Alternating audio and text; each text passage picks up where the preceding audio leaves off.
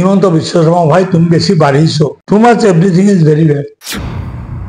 ই যে পলাবো এটু ফাইনাল নিশ্চিত থাকা, তোমাকে আমি পলাব নিদিও। আমিও ইয়াত জন্ম লৈছো। উই পখৰ যেতিয়া মৰণ আহে তেতিয়া পাখি গজে, তোমাৰ পাখি গজিছে।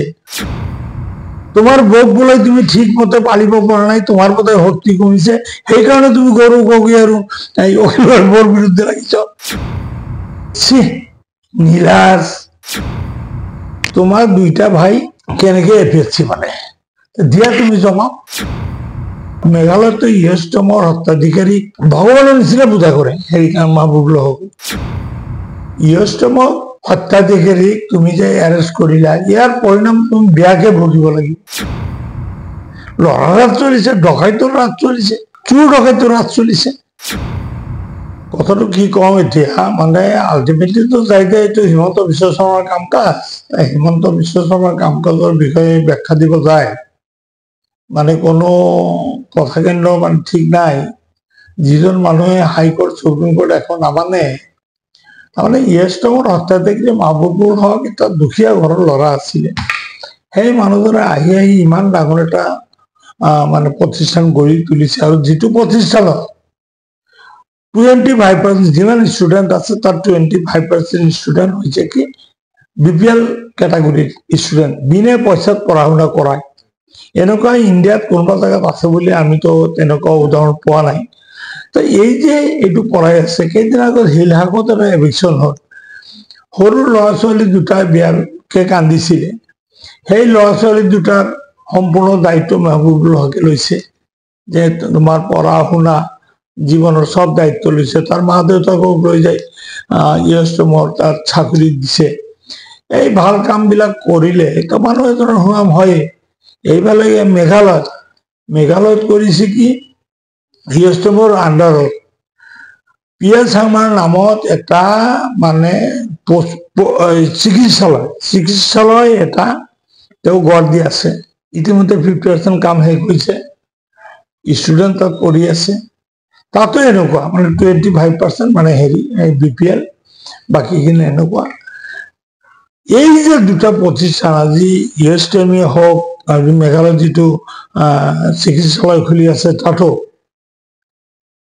আচলতে কিন্তু মানে 50-50 হিন্দু মুছলিম কথা নাই। তথাপিও ক'ব লগা হৈছে যেহেতু মাহবুবুল হক 50% হিন্দু ল'ৰাক ইয়াত পঢ়াই আছে, তুমি হিমন্ত বিশ্ব শৰ্মা পঢ়াব পৰা নাই। এই যে ভাল কাম বিলাক কৰি আছে, হিমন্ত বিশ্ব শৰ্মাৰ বেমাৰটো কোন জেগাত, দুনিয়াৰ যবে যেনে নমস্কাৰ দিব তাকেই দিব লাগিব, চেলুট দিব হিমন্তকেই দিব লাগিব।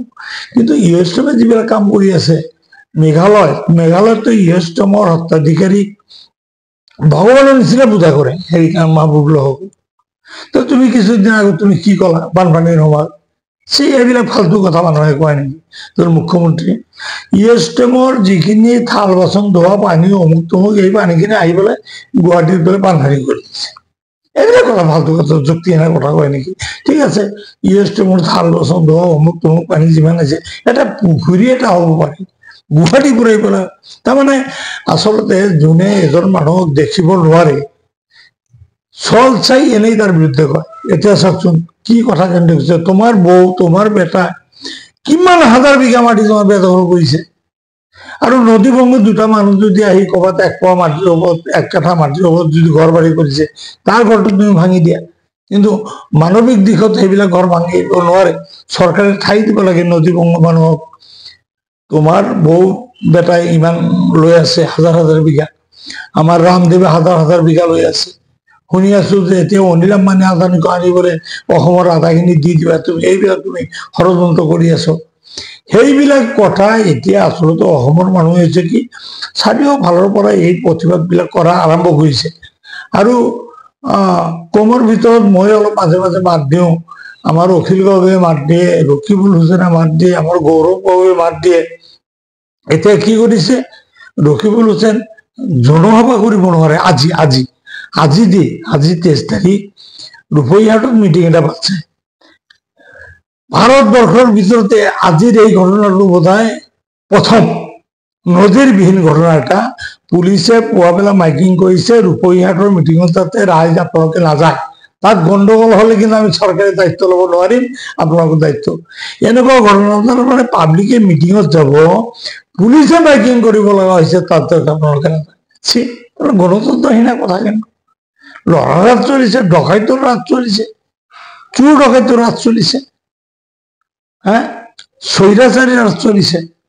গতিকে ইয়ষ্টমক হত্যাধিকাৰীক তুমি যে এৰেষ্ট কৰিলা, ইয়াৰ পৰিণাম তুমি বেয়াকে ভুগিব লাগিব। তেওঁক এৰেষ্ট কৰাটো ঠিক হোৱা নাই। মানুহজন দয়ালু মানুহ, তেওঁ দুখীয়াৰ মৰমটো তেওঁ জানে, তেওঁ নিজে দুখীয়া আছিলে। আহি সেইকাৰণে দুখীয়া মানুহৰ প্ৰতি তেওঁৰ এটা দৰদ এটা আছে, দুখীয়াৰ কাম কৰে। তুমিতো দুখীয়াৰ মাটি তুমি লৈ আছো তোমাৰ ল'ৰাৰ নামত, বৰ নামত। আজি কি ওলাইছে, নীলাজ, নীলাজ মানে চৰিত্ৰ আছে না আছে নাজানো, নিৰ্লজ্জ এটা মানুহৰ হাতত অসম চৰকাৰ চলিছে। এতিয়া ভাল লাগিছে, অখিল গগৈ যিটো তথ্য ওলাইছে, এতিয়া ভাল লাগিছে না, মিঠাকে গৈ আছে না। কি কৰিছে, তোমাৰ দুইটা ভাই কেনেকে এপিএসসি মানে দিয়া, তুমি জবাব, তুমি এতিয়া দিয়া জবাব। পলিটিকেল কথাবিলাকতো হৈ আছে। আমাৰ সাংবাদিকক কোনে মাৰিছিলে, আলফাৰ নামত কোনে চান্দা তুলি খাইছে, আচুৰ নামত কোনে চান্দা তুলি খাইছে, অসমৰ ৰাইজে এইবিলাক তোমাৰ বিৰুদ্ধে কৈয়ে আছে ভাই। এতিয়া তুমি আকৌ কৈছা কি মাতৃকুল, মহিলা মানুহক মাতৃকুল বুলি কোৱা হয়, মাতৃকুল মা। তুমি কি কৰিছ, অখিল গগৈ, গৌৰৱ গগৈ যেহেতু তোমাৰ বিৰুদ্ধে অলপ কথা বেছিবা, তুমি কি কৈছা, যিবিলাক মানুহৰ যেতিয়া শক্তি কমি যায় তেতিয়া মানুহৰ বৰ বিৰুদ্ধে কথা হয়। কথাটো কওঁতে নিজক এবাৰ সুধি ল'ব লাগিছিল। তাৰমানে আমি কম নেকি, তোমাৰ বক বোলে তুমি ঠিক মতে পালিব পৰা নাই, তোমাৰ মতে শক্তি কমিছে, সেইকাৰণে তুমি গৌৰৱ গগৈ আৰু অখিলৰ বৰ বিৰুদ্ধে লাগিছ। তোমাৰ মুখৰ কথা দেই, আলি আকবৰীক দোষ দিলাম নাই, তুমি নিজে এছেম্বলিত তুমি কৈছ যে কি কয়, এজন মানুহৰ যে পুৰুষৰ যেতিয়া শক্তি কমি আহে বেলেগৰ বৰ বিৰুদ্ধে কথা কয়। তুমি যদি অখিল গগৈ আৰু গৌৰৱৰ বৰ বিৰুদ্ধে কথা কৈছ, তেতিয়াহ'লে আমিতো এতিয়া কমেই তোমাৰ মধ্যে তুমি বোক মানে ঠিকছে তুমি ৰাখিব নোৱাৰো, তোমাৰ মধ্যে শক্তি কমিছে, বেলেগৰ বৰ পাছত লাগছো। গতিকে হিমন্ত বিশ্ব শৰ্মাৰ বিৰুদ্ধে এতিয়া কি কম, আচলতে এটাই কথা কম, প্ৰতিক্ৰিয়া আৰু কি দিম, প্ৰতিক্ৰিয়া এটাই, মই নিজে এজন ৰাজনীতি কৰা মানুহ, প্ৰতিক্ৰিয়া এটাই যে হিমন্ত বিশ্ব শৰ্মা ভাই তুমি বেছি বাঢ়িছো, too much everything is very bad. ইমান বাড়াবাড়ি কৰিলে ইয়াৰ ফল তুমিতো ভগিবই লাগিব।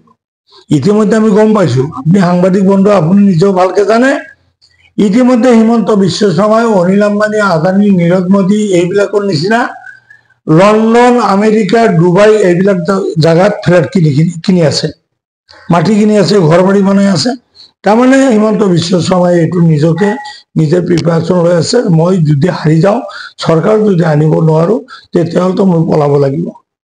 ই যে পলাব এইটো ফাইনেল। তো মই কৈছো আমেৰিকা, লণ্ডন, আমিও অলপ আমাৰ তথ্য আছে, ডুবাইত ঘৰ বাৰী কৰি আছে, পলাব। হিমন্ত বিশ্ব শৰ্মা ভাই তোমাক কৈ থৈছো, তুমি যিমান অপকাণ্ড কৰিলা, যিমান অসমৰ মানুহক তুমি জ্বলালা, নিজৰ ষ্টেট জ্বলাইছো, তুমি এতিয়া উত্তৰ প্ৰদেশতো জ্বলাব যোৱা, জুই লগাব যোৱা। তুমি এতিয়া মেঘালয়ত ইমান শান্তপ্ৰিয় জেগা এটা, তাত তুমি জুই লগাবলৈ তুমি চেষ্টা কৰি আছো, ফল বেয়া হব। মানুহে কি কয়, উই পকৰ যেতিয়া মৰণ আহে তেতিয়া পাখি গজে, তোমার পাখি গজিছে, কিন্তু তুমি পলাবা, নিশ্চিত থাকা, তোমাকে আমি পলাব নিদিও। আমিও ইয়াত জন্ম লৈছো, প্রত্যেকটো ঘাটে ঘাটে, প্রত্যেকটো এয়ারপোর্টত, প্রত্যেকটো বাস স্ট্যান্ডত, সব জায়গাতে মানুষ ফিট কৰি থম। তুমি কোন রাস্তা দি পলাবা, পলাই কথা বাঁচিবা নাই, বাঁচিব নিদিও। তুমি যিমান অপকাণ্ড কৰিছা ইয়াৰ ফল ভুগিব লাগিব।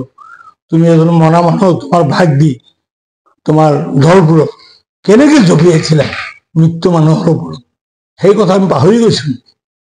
গতিকে ইয়াৰ ফল ভুগিব লাগিব। ইয়ষ্টমৰ হত্যাধিকাৰীৰ ওপৰত যিটো হেৰি কৰছে, আসলতে ইমান দিন আছিল কি বদৰুদ্দিন আজমলক মানে হেৰি কৰি কি কয় ইউজ কৰি ৰাজনীতি কৰি আছিলে, সংখ্যালঘু মুছলমান ৰাজনীতি কৰি আছিলে। এতিয়াতো এইটো ঢপত গৈছে, সেইটো নাই। এতিয়া আকৌ ইয়ষ্টমৰ মানে এই মানুহজন বহুত ভাল মানুহ, আমি জানো ব্যক্তিগতভাৱে বহুত ভাল মানুহ, জ্ঞানী গুণী মানুহ। মেৰিট থকা মানুহ বদৰুদ্দিনৰ কোনো মেৰিট নাই।